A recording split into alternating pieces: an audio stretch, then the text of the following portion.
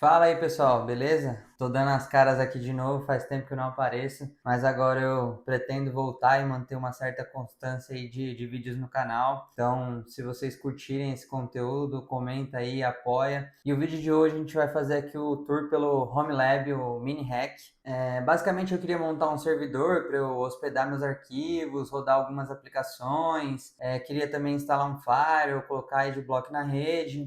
E se eu fosse montar essa estrutura toda num hack convencional, ficaria algo muito grande. E aí eu comecei a pesquisar na internet e aí eu achei um projeto no Reddit. O nome do projeto é Monte. O cara montou um mini hack bem parecido com esse daqui. E aí, quando eu pensei nessa estrutura, eu falei assim: como que eu faço para isso funcionar de maneira prática e eficiente a ponto que seja praticamente portátil? Eu projetei ele todo para que ele funcione apenas com uma tomada e um cabo de fibra ótica. E aí, pensando que ele precisaria ser algo robusto para eu poder levar de um lugar para o outro, para eu manejar, para limpar, eu montei ele com uma estrutura de perfil de alumínio. Então, esse perfil aqui eu comprei na Forset. Eu não sou patrocinado, inclusive Forset aí, se quiser dar uma força nos próximos projetos. Eu comprei lá no site deles. Eles vendem de várias cores, tem preto. E o que eu achei interessante no site deles é que você já consegue comprar na medida exata que você vai usar. Então, eu já projetei o servidor em si, e eu já sabia as medidas, então eu pedi para eles cortarem já a barra para mim. E aí, claro, como que eu ia juntar tudo isso só com os perfis, né? Não daria para eu só colocar aqui um mini PC amarrado. Então, juntando toda a estrutura de perfil de alumínio aqui, e aí o restante, como eu tenho impressora 3D, eu falei assim,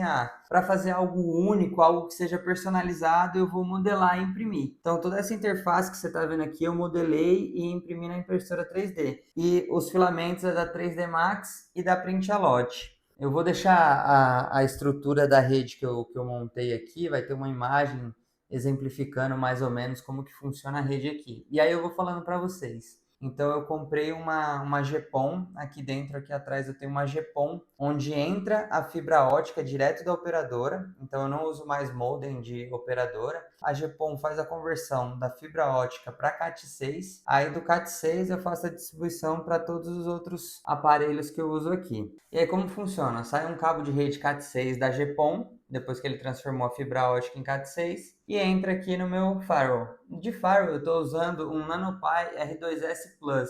Ele está fazendo papel de firewall e de roteador. Então ele tem duas portas de internet gigabit, entra uma porta aqui de internet. Nele eu faço todas as regras de firewall, adblock, faço já toda a distribuição de DHCP. E aí dele eu saio um cabo que vem aqui para o nosso switch. Aqui eu estou usando um TP-Link de 5 portas gigabit. E aí, esse switch em si, ele faz a distribuição da rede para todos os meus outros aparelhos que estão aqui dentro do rack.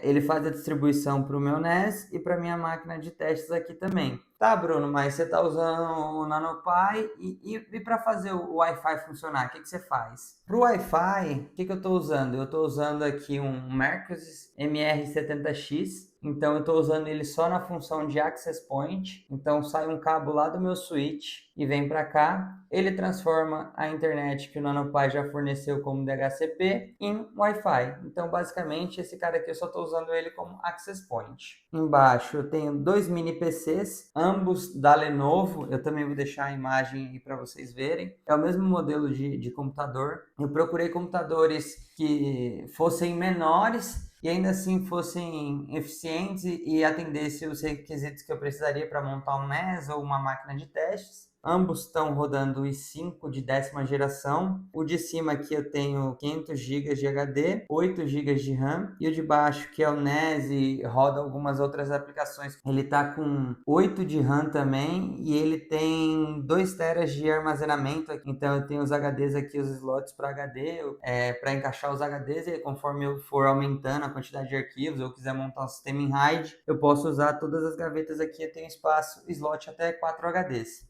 Essa máquina aqui, que é o meu NAS, eu estou rodando um Umbrel nele, que é um sistema operacional para servidor, que tem algumas aplicações já por padrão.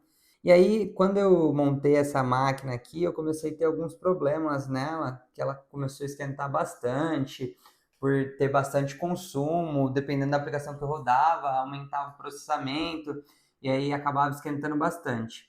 E o cooler só do mini PC não está dando conta de dissipar, então ela está esquentando bastante. E aí, para o resfriamento, eu montei essa estrutura aqui. Eu tenho 3 coolers PWM.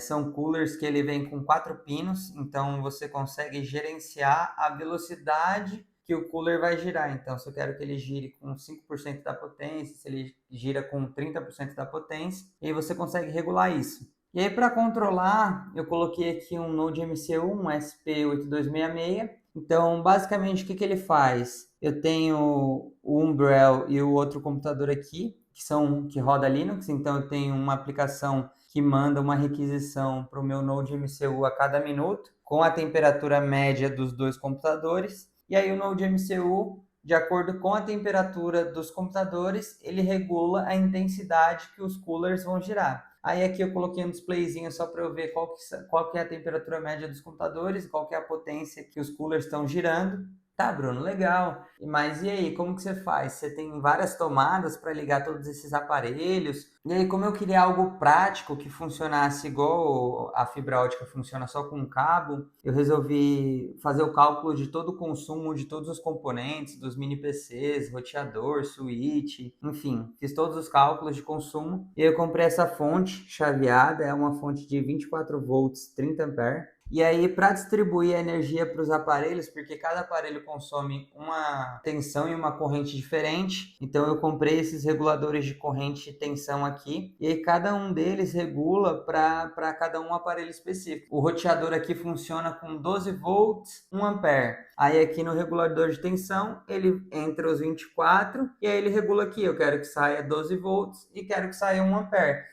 E aí eu consigo distribuir a quantidade de energia que eu preciso para cada um dos aparelhos. E aí funciona todo o meu servidor apenas com uma tomada.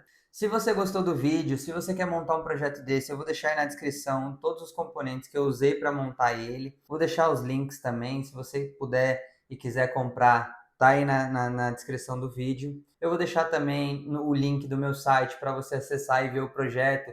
Se você quiser ver os arquivos que eu usei, se quiser algum modelo 3D, alguma coisa, vai estar lá no meu site também. E se você quer saber exatamente os programas que eu rodo no meu NES, comenta aí embaixo que aí eu trago isso num próximo vídeo mostrando tudo que eu rodo dentro do meu Home Lab. Valeu, pessoal. Até a próxima.